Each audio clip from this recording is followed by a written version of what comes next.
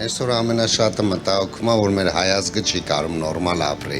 Սա հայազգը վարկերի տակ է, պարկերի տակ է, ոչ մի բան չեն կարող անել։ Մեր ջահելությունը գնալով երկրից գնում է 14-15% վարկ են տալիս։ Այդ մարդը վերցնի այդ վարկը ոնց է փակելու այդ վարկը։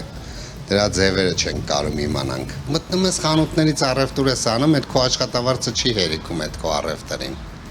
Չես կարում դու գոյատևես այս երկրում, ինչ անենք, դուք ասեք, մենք անենք դա։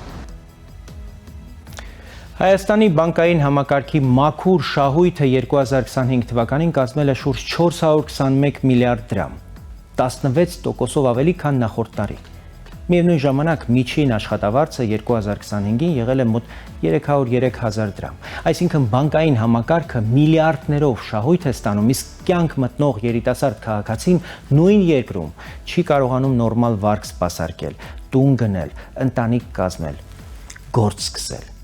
Պետք է շատ հստակ քաղաքական որոշում ընդունել։ Երիտասարդը չպետք է իր աշխատավարձով վճարի բանկային գերության գինը։ Պետությունը պետք է պաշտպանի նրա ապագան, ոչ թե թողնի պարտքերի տակ։ Պետությունը պետք է ստեղծի երիտասարդական արտոնյալ վարկավորման համակարգ կրթության, բնակարանի, փոքր բիզնեսի եւ տեխնոլոգիական նախաձեռնությունների համար։ Ոչ թե 14-15%, այլ հասանելի երկարաժամկետ պետական երաշխիքով վարկեր։ Բանկերը կարող են շահույթ ունենալ իհարկե, բայց պետությունը չի կարող թույլ տալ, որ այդ շահույթը կառուցվի երիտասարդների հույսի, ընտանիքի եւ ապագայի հաշվին։ Բանկը պետք է լինի տնտեսության արյունատար համակարգը, ոչ թե հասարակության պարանոցից կախված քար։ Երիտասարդը պետք է մնա Հայաստանում, աշխատի Հայաստանում,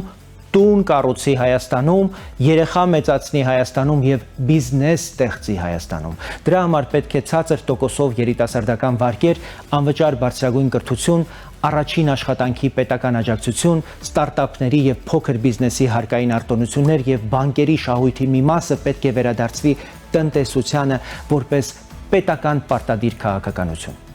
Երկիրը պահում են ոչ թե բանկերի հաշվետվությունները, այլ այն երիտասարդները, ովքեր հավատում են, որ այս երկրում ապագա ունեն։ Հունիսի 7-ին